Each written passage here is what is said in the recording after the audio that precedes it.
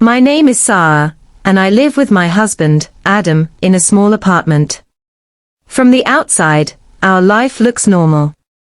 We both work, we eat together, and we go to sleep in the same room. But inside our home, I often feel alone. Adam never helps me, and this slowly makes my heart tired. Every morning, I wake up early to prepare breakfast. I clean the house, wash the dishes, and get ready for work. Adam wakes up later, checks his phone, and leaves without saying much. I do not ask for help anymore, because every time I do, he says he is tired or busy. At first, I told myself it was okay. Maybe he had stress. Maybe he needed time. After work, I come home and start cooking again. Adam sits on the sofa, watching TV or scrolling on his phone. I ask him softly, "Can you help me with the dishes?" He looks at me and says, "Later." But later never comes. I clean everything alone while he relaxes. My body feels tired, but my heart feels heavier. On weekends, nothing changes. I clean the house while he sleeps. If guests come, he smiles and talks, but after they leave, the work is still mine. Sometimes people say, "You are lucky. Your husband is calm." They do not see how calm can also mean careless. I started feeling angry, then sad, then empty. I stopped sharing my feelings, because Adam never listened. When I tried to talk, he said I was complaining too much. Slowly, I stopped talking at all. Silence became easier than arguing. One evening, I looked at myself in the mirror. I looked tired, older, and unhappy. I asked myself a question that scared me. Is this the life I want forever? I remembered how kind Adam was before marriage. He promised we would share everything. But promises mean nothing without actions. That night, I did not cook dinner. I sat quietly. Adam noticed and asked what was wrong. I wanted to speak, but the words felt stuck in my throat. Years of feeling ignored had made me quiet. He waited for a moment, then went back to his phone. In that moment, the next morning felt heavier than usual. I woke up before the alarm, my mind full of thoughts I could not quiet. Adam was still asleep, turned away from me. I watched him for a moment and wondered how two people could live so close and yet feel so far apart. I got out of bed quietly and started my routine again. As I worked, I noticed how automatic everything had become. My hands moved without thought, but my heart was full of questions. Why did he never notice my effort? Why did he think the house ran by itself? I remembered the early days of our marriage, when he helped me and laughed with me. Somewhere along the way, that man disappeared. That evening, I came home exhausted. The house was messy, more than usual. Adam was home early, sitting comfortably on the sofa. I waited, hoping he would stand up and help without being asked. He did not. Something inside me broke a little more. I did not shout. I did not cry. I simply started cleaning again. While washing the dishes, I felt tears falling into the sink. I was not crying because of the work. I was crying because I felt unseen. I felt like my effort had no value. I thought about all the times I had asked politely, all the times I had waited, and all the times I had stayed silent to keep peace. Later that night, Adam asked why I looked upset. I told him I was tired. He nodded and said nothing else. His response hurt more than anger would have. It showed me how little he understood my pain. I realized that silence was not fixing anything. It was slowly destroying me.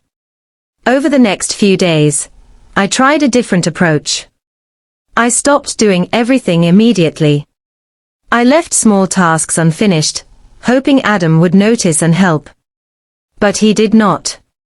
He simply waited, and eventually, I did the work myself.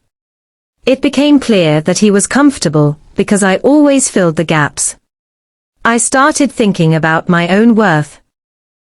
I asked myself why I believed my needs were less important. Marriage, I knew, should be a partner. The decision I made stayed with me all day. At work, my mind was distracted, and my heart felt restless. I kept replaying moments from my marriage, trying to understand when I started feeling so small. I remembered how Adam once listened to me carefully and helped without being asked. That memory felt distant now, like it belonged to another life. When I returned home, the apartment was quiet. Adam was already there, watching television. I stood near the door for a moment, gathering my courage. I wanted to talk, but fear held me back. I was afraid of his reaction. I was afraid of being ignored again. Still, I reminded myself that my feelings mattered. I started cooking dinner, moving slowly, thinking carefully about my words. Adam did not come to the kitchen. He did not ask if I needed help. The familiar silence filled the space between us. As we ate, I noticed how little we spoke. We were sharing a table, but not a life. After dinner, I finally spoke. My voice was calm but weak. I told him I felt tired and overwhelmed. I said I needed more support. Adam looked surprised. He said he did not realize I felt this way. He told me I should have said something earlier. His words hurt, because I had said something many times before, just not loudly. I tried to explain that asking again and again made me feel invisible. I told him that help was not about chores alone. It was about feeling respected and valued. Adam listened quietly, but his face showed discomfort. He said he worked hard too and needed rest at home. I understood that, but I wished he understood me as well. The conversation ended without a clear solution. Adam said he would try to help more, but his tone sounded unsure. I did not know if anything would truly change. Still, speaking out gave me a strange sense of relief. Even if nothing improved, I had finally expressed my truth. That night, I lay awake, thinking deeply. I realized how easy it is to lose yourself when you keep choosing peace over H. As days passed, I started noticing the small changes in myself more than in Adam. I was more aware of my emotions now. I no longer pushed them away, or told myself they were not important. When I felt tired, I admitted it. When I felt hurt, I allowed myself to feel it instead of hiding behind a forced smile. At home, Adam's behavior was inconsistent. Some evenings, he helped a little without being asked. Other times, he went back to his old habits, sitting quietly while I worked around him. Each time this happened, I felt a mix of hope and disappointment. Hope because change seemed possible, and disappointment because it was never steady. I realized that waiting for someone else to change completely could keep me trapped forever. I had spent so much time adjusting, understanding, and forgiving that I had forgotten to care for myself. This thought scared me, but it also opened my eyes. I began to understand that my happiness could not depend only on Adam's actions. One afternoon, I decided to do something different. I came home from work and did not rush to clean or cook. I sat down and rested. The house stayed quiet. Adam noticed and asked if everything was okay. I said yes, calmly. I was tired, and I needed rest. Saying those words felt strange, but also powerful. That evening, the house was not perfect, and dinner was simple. Nothing bad happened. The world did not end. This small moment taught me something important. I did not have to carry everything alone. I was allowed to slow down. I was allowed to choose myself sometimes. I also began spending time outside the house. I met a friend for tea, took short walks, and enjoyed moments of silence just for me. These small actions helped me feel alive again. They reminded me that I was more than just someone who worked quietly in the background. At night, I reflected on my marriage. I knew I still loved Adam, but love alone was not enough. Respect, effort, and understanding were just as important. I wondered. With each passing day, I felt a quiet shift inside me. I was no longer counting Adam's actions to measure my worth. Instead, I was learning to listen to myself. This change was slow, but it felt real.